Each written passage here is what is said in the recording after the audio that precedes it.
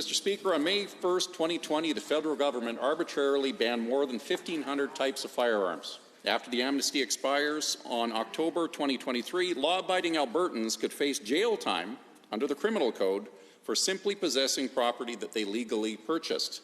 To the Minister of Justice, how will taking back constitutional jurisdiction for handling charges under the Federal Firearms Act help protect Alberta's law-abiding firearms owners? The Honourable the Minister of Justice. Well, thank you, Mr. Speaker, and to the member for the question. And look, we know that Public Safety Canada doesn't have the capacity, they don't have the wherewithal, they don't have the resources to confiscate hundreds of thousands of firearms across Canada. But that doesn't mean we're willing to take any risks. This is a federal government which is making a habit of making life more difficult for folks. The federal government, if they don't extend the amnesty, any person who owns a firearm listed in the 2020 ban will be criminalized by the federal government in October of 23. That's less than a year from now, and that's why we're taking action now. The Honourable Member for Lac Ste and Anne-Parkland. Thank you, Mr. Speaker, and thanks to the Minister for the response. Given that Alberta is taking back constitutional jurisdiction for the handling of charges under the Firearms Act, and given that the Alberta's Crown prosecutors will now determine whether to pursue charges or not, and further given that this new protocol provides prosecutors with guidance in respect to public interest when determining the charges, to the same minister, how will the newly issued protocol to Alberta's Crown prosecutors help protect Alberta's law-abiding firearms owners? The Minister of Justice. Thank you, Mr. Speaker. Well, while respecting the operational independence on individual cases, the new protocol provides prosecutors with guidance on figuring out when something is or is not in the public interest or whether or not to pursue charges.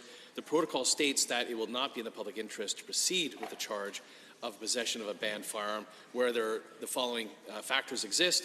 First, that the accused lawfully obtained the firearm before May 1st, 2020. Second, that the firearm was reclassified as prohibited on May 1st, 2020. And second, that the accused has not been charged with any other offence in relation to the possession or use of that firearm. The Honourable Member. Thank you, Mr. Speaker, and again to the Minister, thank you for your work in this file.